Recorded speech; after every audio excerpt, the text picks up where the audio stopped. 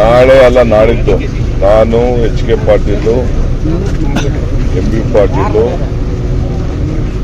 ಮತ್ತು ನಮ್ಮ minority minister Basavaraj ಇಷ್ಟನ್ನು ದೆಹಲಿಯಲ್ಲಿ ಎಲ್ಲ ಸಂಸತ್ ಸದಸ್ಯರನ್ನು ಭೇಟಿ ಮಾಡಲಿಕ್ಕೆ ಹೋಗ್ತಾ ಇದ್ದೀವಿ. ಕರ್ನಾಟಕ ಭವನದಲ್ಲಿ ಮಂಗಳವಾರ ಸಾಯಂಕಾಲ 6 ಗಂಟೆಗೆ ಸಭೆಯನ್ನು ಮಾಡಬೇಕು. ನಾವೇನು ಅವಾರ್ಡ್ ಮಾಡಿದ್ದೀವಿ, ಈ ಅವಾರ್ಡ್ ಮಾಡಿದ್ದನ್ನ ವಿರೋಧಿಸಿ ಅವಾರ್ಡ್ ಮಾಡಬಾರ್ದು, ಲ್ಯಾಂಡ್ ಅಕ್ವಿಷನ್ ಮಾಡಬಾರ್ದು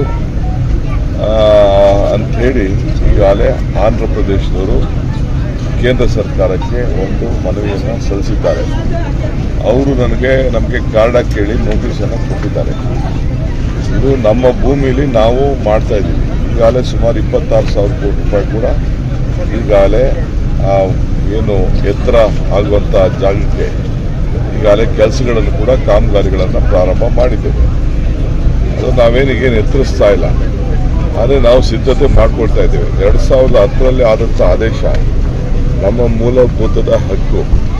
ಸೊ ಅದಕ್ಕೆ ಈಗ ಆಂಧ್ರ ಪ್ರದೇಶದವರು ತಗರಲಾಗ್ತಾ ಇದ್ದಾರೆ, ಇಲ್ಲೂ ತಗರಲಾಗ್ತಾ ಇದ್ದಾರೆ. ಮತ್ತು ತುಂಗಭದ್ರಾಯಿಂದ ಏನು ನಮಗೆ ನೀರು ಲ್ಯಾಬ್ಸ್ ಆಗ್ತಾ ಇದೆ, ಆ ಲ್ಯಾಬ್ಸು ಒಂದು 30 TMC ನೀರು ಅಲ್ಲಿ ಉಳಿಸ್ಕೊಳ್ಳೋಕ್ಕಾಗ್ತಾ ಇಲ್ಲ.